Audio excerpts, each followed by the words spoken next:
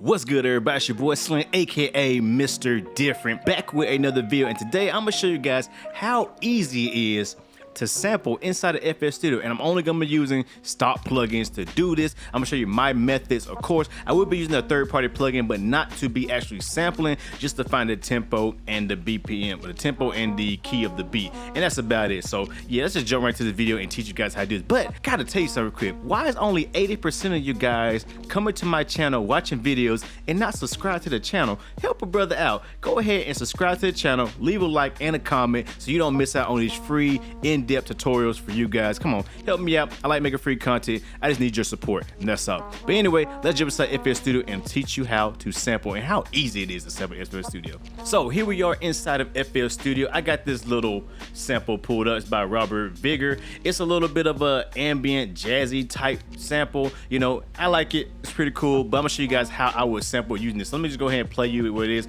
Hopefully I'll get a copyright strike. If I do, oh well. So let's go ahead and play the sample because you just kind of get an idea what it feel like.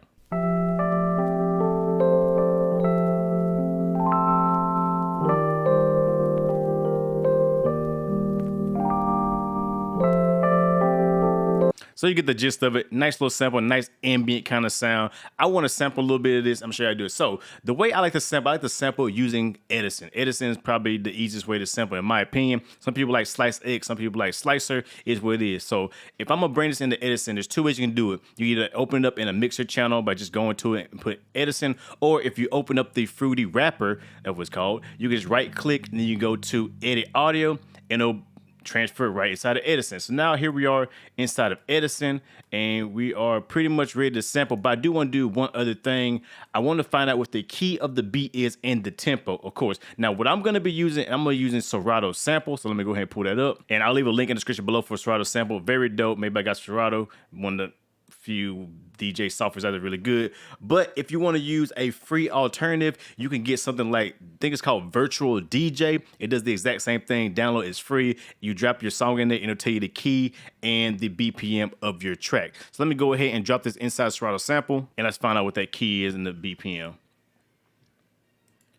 So the key is a C sharp minor, and we're sitting at about 172.27 BPM. So I'm just gonna round that off to 172. So what I want to do inside of my Edison, we're gonna need Serato sample no more. What I want to do inside of Edison is set the grid to the tempo of my beat. So all you gotta do is go right here to this little two folding piece of paper, go to Edit Properties, and then right here in tempo, you want to put in 172. And you will hit tempo sync, and then you want to hit accept. Now the grid is snapped to 172 BPM, as you can see, and that's for the sync to. So I'm gonna make this a little bigger so you can see a little better. Next, I'm gonna click this little icon right here next to the normalize feature. This is basically just a trim. It just trims the size of the noise, so there's a little bit of noise at the end of each of these. As you can see, each of these, the sample. Usually when you download MP3s, it's gonna be like that. Click that, it'll get rid of it, so it starts right on the transient. So we're good. Next, I'm gonna hit my loop button. So basically it's gonna loop when I make a selection, my loop selection button. And then I'm gonna go to the snapping, and I like to turn my snapping to zero crossing. Now you can use snap to grid, region, samples, depending on what it is. It's all up to you. Since this is like an irregular type of beat, I'm gonna use BPM. I'm gonna use the snap to zero crossing. Basically what that does is when the waveform is at negative and positive of it, it's gonna snap right in between that word. It's just gonna snap right there. That way when you get a kind of a loop, it's gonna be kind of a perfect loop every time. And I'll show you how it works. So I'm gonna go ahead and find out where I want to sample. So I think I want to sample from here to about here. Let's see how that sounds.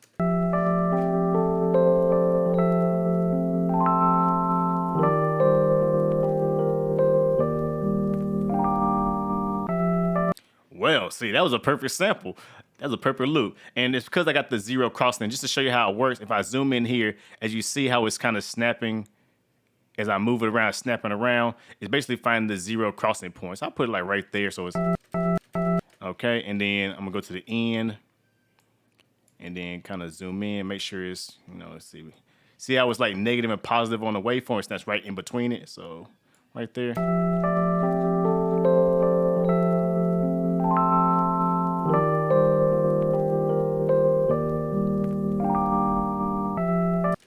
perfect loop every time. Now, of course, you can do different lengths. Like I said, I'm doing about, I think this is about a 4 to 8 bar. I usually like 4 to 8 bars when I do my samples. It's up to you on how long or how short you want, but I would say between 4 and 8 bars is usually gonna be the best length. Use 4 or 8 bars, you always get a perfect loop. And like I said, depending on your sample that you're using, you probably gotta tweak it just a little bit to get it just right. But like I said, as long as you got that loop function in there, it'll just keep playing back. You just keep adjusting by zooming in, zooming out until you get it just right. Like I said, use that zero crossing. Now, if I take this and if I just go right here, just a little bit right here, I can drag it into my actual selection of my song, and I'll mute this.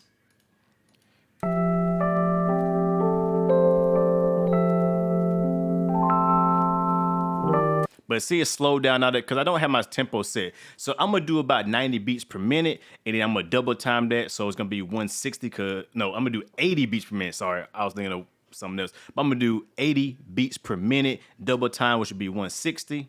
And it's gonna tell me to research, I can reach time it, whatever. And then I'm gonna double click on here. And on the timing right here, where it says time, you can either right click and do 4 bars or whatever. Like I think it only goes to 4 bars, or you can just drag it up until you get it to where it's, I'm on a loop on 8 bars. So as you see, I put to the 9. Now when I hit play,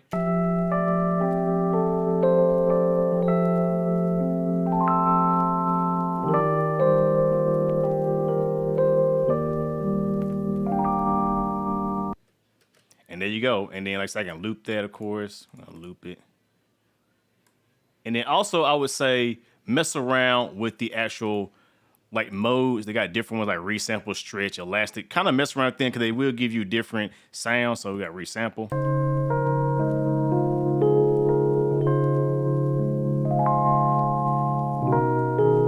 Ooh, for some lo-fi, that sounds dope. You know, you also do like, I think it's generic, it's like keep it the same. Yeah, but I like either resample or auto. It just depends, but just mess around with it. Press play. Okay, let's just send that to the mixer channel.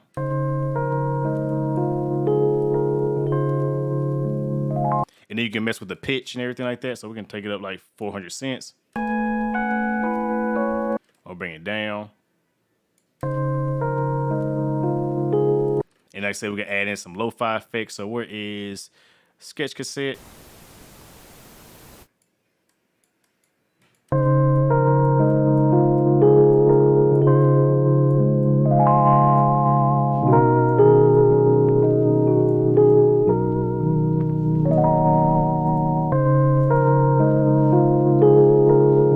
And then you can find like a drum sample. I think I got like a drum loop somewhere around here. And we just throw that in there. And then do the same thing. Go to my audio. Gonna chop that up. Then I'm gonna drag it back into here so it matches, and then I'm gonna have it on 4 beats. And then see how that sound. Oh, nope.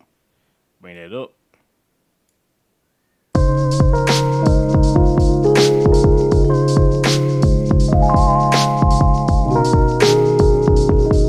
You know, just mess around with it.